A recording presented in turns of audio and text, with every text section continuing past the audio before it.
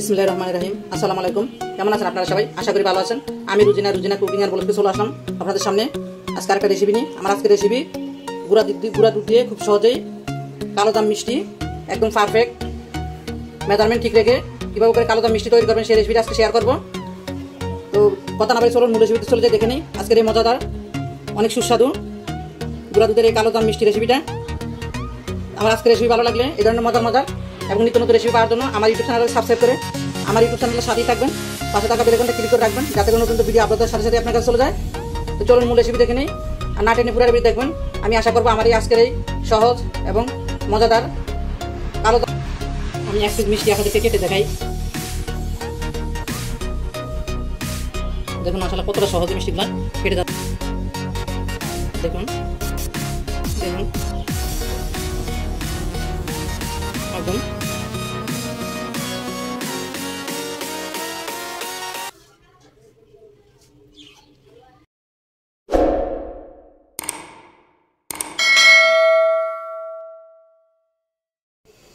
একটা বাটিতে নিয়ে নিব আমি প্রথমে 1 কাপ গুঁড়া দুধ, দিয়ে দিব 1.25 কাপ ময়দা, হাফ চা চামচ বেকিং সোডা।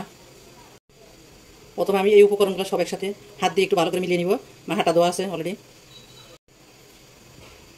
এইভাবে করে মিলিয়ে নিতে হবে যাতে করে বেকিং সোডাগুলো দুধ এবং ময়দার সাথে ভালো করে মিশে যায়। মিলিয়ে নেওয়া হয়ে গেল। এখন আমি এখানে 4 চা চামচ ঘি দিয়ে দিব। ঘিটা আগে থেকে আমি চুলায় দিয়ে গলায় নিছি।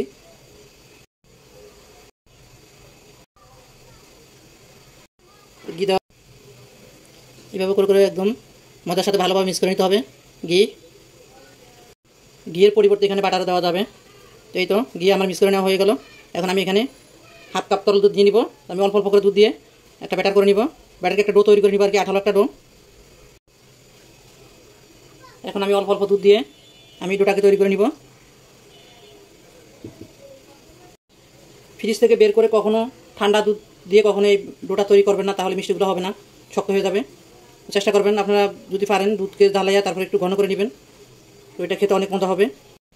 তাও যদি না পারেন দুধটাকে শুধু এমনি জাল দিয়ে ঠান্ডা করে নেবেন, তাও হবে, সমস্যা নেই। তো আমি আমার দুধটাকে আগে থেকে জাল দিয়ে ঠান্ডা করে নিয়েছি। ডোটাকে আমি এখনও পুরোপুরি করি নাই, মানে আমার মতে নেওয়া হয় নাই, এখন দুধ দেওয়ার বাকি আছে। তো আমি এই পর্যায়ে দিয়ে দেবো এখানে বেশি না 2 ফোঁটা, যেহেতু এটা কালো জাম মিষ্টি সেজন্য আমি 2 ফোঁটা পরিমাণে রেড ফুড কালারটা দিয়ে দিলাম এখানে। এই যে দেখুন আমি হাফ কাপ দুধ নিচ্ছি, আমার আরও 1 টেবিল চামচের মতো দুধ আছে এখানে। আমার দুধ দেওয়া হয়ে গেছে। এখন আমি এটাকে বেশি ঘষাঘষি মাঝামাঝি করা যাবে না, এটাকে আলতোভাবে একটু আঠালো করে ডোটা করে নিতে হবে। এই তো আমার ডোটা করে নেওয়া হয়ে গেল। এই যে দেখুন এই যে আঠালো একটা ডো হয়েছে। এটা যখন আমি 5 মিনিট 10 মিনিট রেস্টে রেখে দিব, এটা একদম সেট হয়ে যাবে। আর যে ফুড কালারটা দিলাম এটা পুরোটাই অপশনাল, আপনারা চাইলে বাদ দিতে পারেন। এটা আমি শুধু জাস্ট একটু কালারের জন্য দিয়ে দিছি, দেখতে সুন্দর লাগার জন্য। এখন আমি ঢাকা দিয়ে 10 মিনিটের জন্য এক সাইডে রেখে দিব। এই যে 10 মিনিট পরে আমি এখন মিষ্টিগুলো বানিয়ে নিব। আমি যেহেতু কালো জাম মিষ্টি বানাবো, কালো জাম মিষ্টি কিন্তু বেশিরভাগই লম্বা থাকে, তো আমি সেজন্য লম্বা শেপ করে নিচ্ছি। আপনারা আপনাদের পছন্দ শেপ করে নেবেন, গোল শেপ করে নিতে পারবেন। আমি যে এরকম লম্বা করে শেপ করে নিচ্ছি, আর একটু হালকা বড় রাখছি, কারণ বড়গুলো দেখতে একটু সুন্দর লাগে। এই যে দেখবেন মিষ্টির গায়ে যেন কোনো ফাটল না থাকে, একবারে মানে মিষ্টিটা ভালো করে ফিনিশিং দিবেন যাতে কোনো ফাটল না ধরে। তা আমি সবগুলো ব্যবহার করে তৈরি।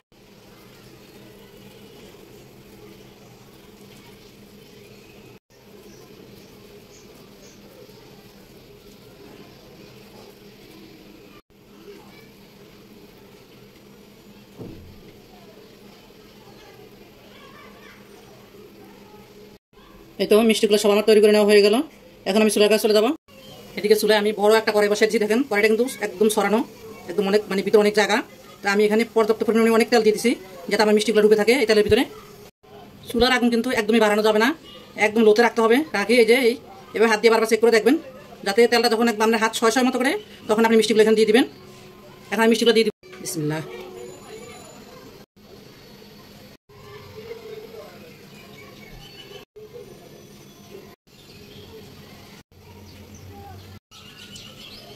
মিষ্টিগুলো আমি সব দিয়ে দিছি। তো মিষ্টিগুলো দিয়েই প্রথমে নাড়াচাড়া করতে যাবেন না, তাহলে মিষ্টিগুলো ভেঙে যাবে। একটু 2-3 মিনিট ওয়েট করবেন। তো যখন দেখবেন যে মিষ্টিগুলো এক সাইড মানে নিচের সাইডটা একটু হালকা হয়ে গেছে, তখন উল্টাই দিবেন। দেখুন মাশাআল্লাহ মিষ্টিগুলো কিন্তু উল্টাইতেও হয় না, যখন মানে এক সাইড একটু হয়ে যায় তখন এমনি নিজে নিজে তারা উল্টে যায়। এই যে দেখেন মাশাআল্লাহ একদম ফুলে গেছে, ডাবল হয়ে গেছে। এভাবে করে আস্তে আস্তে হইতে থাকবে। চুলার আঁচ কিন্তু বাড়ানো যাবে না, একদম লোতে রাখতে হবে।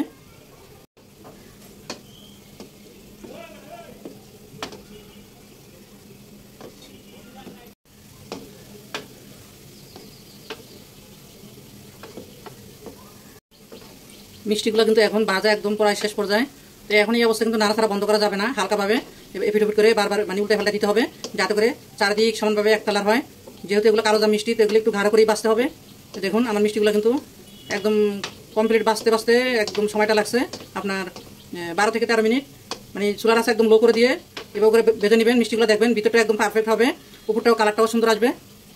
দেখুন মিষ্টিগুলো কিন্তু আমার ভেজে নেওয়া হয়ে গেছে। তো এখন আমি তুলে ফেলবো।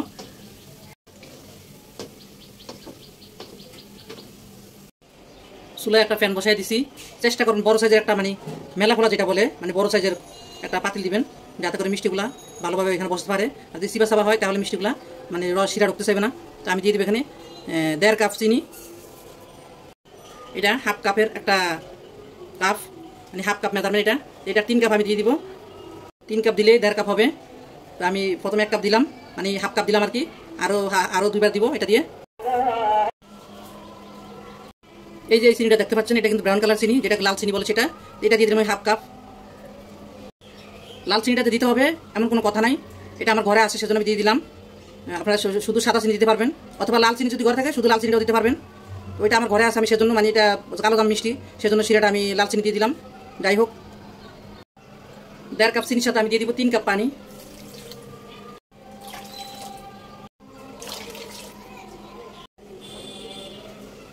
এখন পানির সাথে আমি চিনিগুলো একটু গলায় নিব, তারপর চুলাটা জ্বালাই দিব। চুলাটাকে আমি জ্বালাই দিছি, এখন আমি ঢাকনা দিয়ে দিব। এখন বলা পর্যন্ত আমি অপেক্ষা করব। শিরায় বয়ল উঠে গেছে। এখন আমি পুরো এখানে দিয়ে দিব 4টা এলাচ, একটু মাথাটা ফাটাই নিছি। এলাচ একটু ফরাই দিবেন।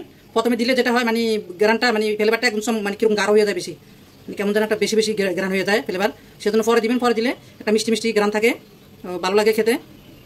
শিরায় যখন বয়ল উঠে যাবে, তো এই অবস্থায় আমি দিয়ে দিব এই যে মিষ্টিগুলো কিন্তু একটু হালকা ঠান্ডা করে নিছি, হাতে সময় মতো করে।